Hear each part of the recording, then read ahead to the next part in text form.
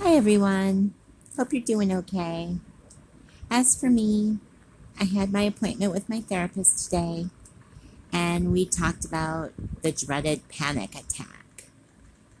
I myself have been suffering with panic attacks quite frequently lately and it is scaring me.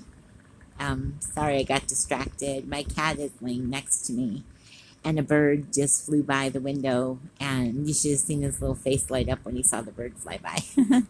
But I digress.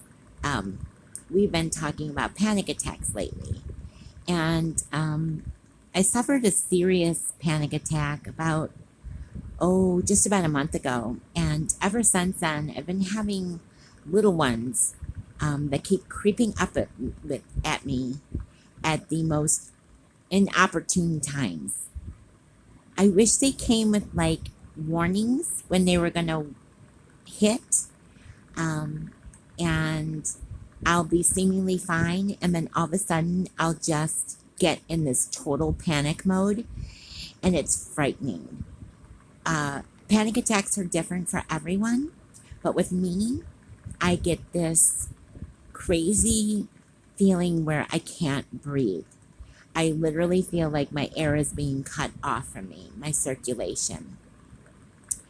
I feel like I'm a fish that is taken out of water. And you know, when you see a fish that has been taken out of a fishbowl or out of water, and the poor thing is just sitting there gasping for air, that's kind of what it feels like for me. And it's a horrifying feeling. And it just hits me suddenly. I'll be doing nothing in particular, and all of a sudden the feeling will just come on, and it scares me. It particularly scares me when I'm not by myself when it hits. I'll be with someone and we'll be talking about something completely not triggering at all. And all of a sudden, something will just hit me and my whole mood will change. And I start gasping for air. I feel like there's like a little miniature version of me inside of my head, and I'm like imagining like my brain has windows and doors, and I'm like bouncing from one window to the next window to a door to a window to a door to a window, banging to get out. It's like suddenly feeling completely stifled and needing to get out and get air and not being able to get out quick enough. And the feeling is absolutely petrifying. And I found myself asking my counselor today, can you die from a panic attack? And then I started thinking, what in the heck is the difference between an anxiety attack and a panic attack? And that was a good jumping off point for us to start the conversation, where she explained to me that anxiety attacks can actually last a lot longer than panic attacks, but panic attacks manifest themselves more physically. And that's when I was able to determine that what I was having was indeed a panic attack. And I was telling her, you have to help me. Like, this is just an absolutely terrifying feeling that I'm having. And we went over some grounding techniques. And I was telling her how frustrated I was because usually I'm really good about using my grounding techniques, like my breathing, to keep me in the moment where I don't get wrapped up in the panic and get lost in the past. If there's like a traumatic experience that I'm recalling and I can get stuck in the past, I tried very hard to stay focused and stay present. And I try to do that by breathing and being very aware. And it hasn't been working for me. And I was telling her how frustrated I've become because it's just not working for me. And she was explaining to me, it doesn't mean that it's not working. It just means that you may need a little more. She said, think of it like being dehydrated. Sometimes when you're just a little dehydrated, a little bit of water will do the trick. But sometimes when you're really dehydrated, you may need to come in from the outside. You may need to change your clothes into something cooler. You may need to jump in the shower. You may need to seek medical attention. or you may need to just sit there and take time to breathe. So we tried another technique called 5-in-1, which I'm still learning, but it's basically where you take the time to notice 5 things in the room and then sense 4 senses that you feel, 3 smells, 2 distinct sounds that you're hearing. And it's a way to like calm you and ground you and bring you back into the present. And I'm hoping that learning that skill is going to help me get myself out of the panic attack, because even though it's momentarily or can last up to a half an hour, it feels like a lifetime. And I have to let go of just like blaming myself and feeling responsible for the panic attack. Obviously, my body's reacting to something or whatever circumstance I'm in. I realize even now when I'm talking about it, I become very heightened and more anxious when I talk about panic. I can clearly feel myself getting ready to tear up sometimes when I talk about panic attacks because they're so terrifying to me. I was, what's the word I'm looking for? I was diagnosed with a panic disorder when I was in my teens.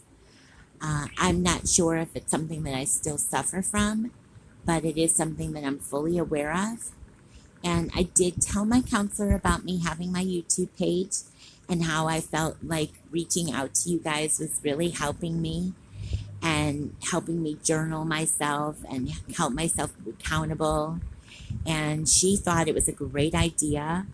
And she also understood how I said I wanted to take the knowledge that I was learning and pass it along to someone else, so that if they were suffering or going through the situations I'm going through, they didn't feel like they were going through it alone, that it didn't feel so foreign, like you were out on a limb by yourself. There was somebody else going through the same situation as you.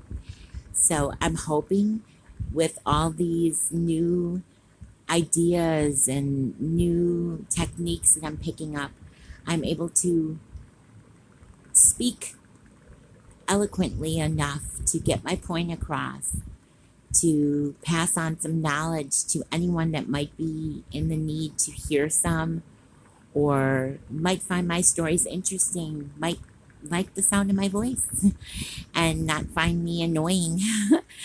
Sometimes it's nice, I know for me, to hear a voice when I'm going through something. And you know, there's that weird saying, misery loves company. I find solace in that. Sometimes I think that sounds a little too negative. What I like to think of is that it's nice to know you're not going through something alone. So that's what I talked about in my counseling today. I was finding out the difference between anxiety attacks and panic attacks, and there is a difference between the two. I wish I had more knowledge to pass along of what the actual differences are, but from my understanding, a panic attack is more of a physical feeling that you get, like physical symptoms. And if you are going through that, more sympathetic I could not be.